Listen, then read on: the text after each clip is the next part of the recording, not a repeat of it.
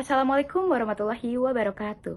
Halo semuanya, perkenalkan saya Fiona Luciani dari jurusan Pendidikan Guru Sekolah Dasar Universitas Sultan Ageng Tirtayasa. Pada hari ini, saya akan membahas mengenai kasus yang sedang ramai dibicarakan di sosial media, yaitu kasus seorang kepala sekolah yang menampar siswanya karena ketahuan merokok di lingkungan sekolah, yang kemudian menyebabkan aksi bolos massal dan juga berujung pada pencopotan jabatan kepala sekolah tersebut. Kasus ini tentunya mengundang banyaknya reaksi. Ada yang berpihak pada kepala sekolah karena ingin menegakkan disiplin, dan ada juga yang menilai tindakannya ini sebagai pelanggaran hukum dan etika profesi. Lalu, bagaimana sih sebenarnya kita harus melihat kasus ini dari berbagai sudut pandang?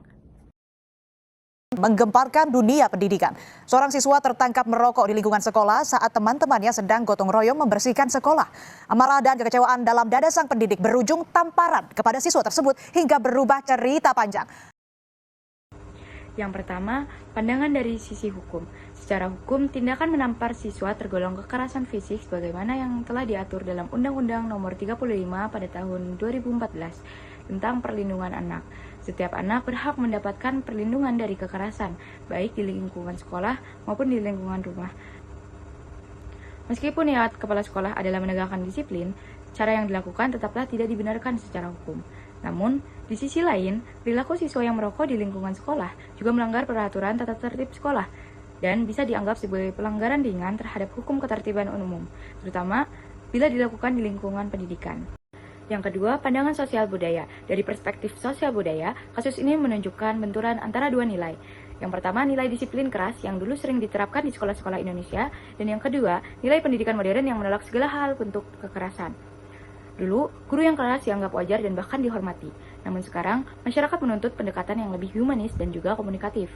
Sementara itu, dari sisi siswa, perilaku merokok di sekolah menunjukkan adanya pergeseran nilai dan budaya pergaulan remaja yang perlu diwaspadai. Pengaruh lingkungan, media sosial, dan lemahnya kontrol diri sering membuat siswa berani melanggar norma-norma di sekolah. Yang ketiga, pandangan moral, etika, dan adab.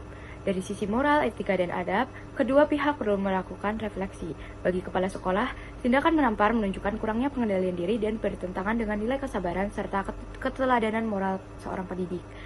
Seorang pemimpin pendidikan seharusnya menjadi contoh dalam menegakkan disiplin tanpa kekerasan. Bagi siswa, perilaku merokok jelas melanggar adab dan nilai moral di lingkungan sekolah. Sekolah adalah tempat menuntut ilmu, bukan tempat untuk meniru perilaku orang dewasa yang belum tentu baik.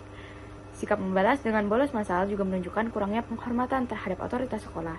Seharusnya, siswa menempuh jalur dialog atau introspeksi, bukan tindakan protes yang merugikan diri sendiri dan juga orang lain. Selanjutnya, dari segi profesionalisme kerja, kepala sekolah merupakan figur teladan dan manajer pendidikan.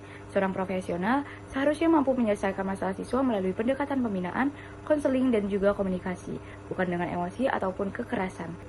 Dalam kode etik, guru dan kepala sekolah terdapat prinsip untuk menjunjung tinggi martabat peserta didik dan menjaga kehormatan profesi pendidik.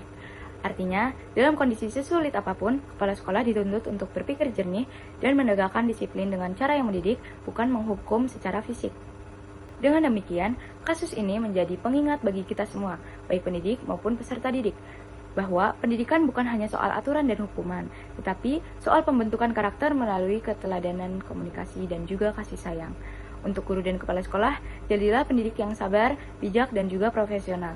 Untuk siswa, hormatilah guru dan lingkungan sekolah, serta hindari perilaku yang merusak citra diri dan juga lembaga pendidikan. Mari kita belajar dari kasus ini, bahwa kekerasan tidak menyelesaikan masalah, dan pelanggaran kecil bisa berdampak besar bila tidak dikendalikan sejak awal. Terima kasih yang telah menonton, semoga video ini menjadi bahan refleksi kita bersama. Wassalamualaikum warahmatullahi wabarakatuh.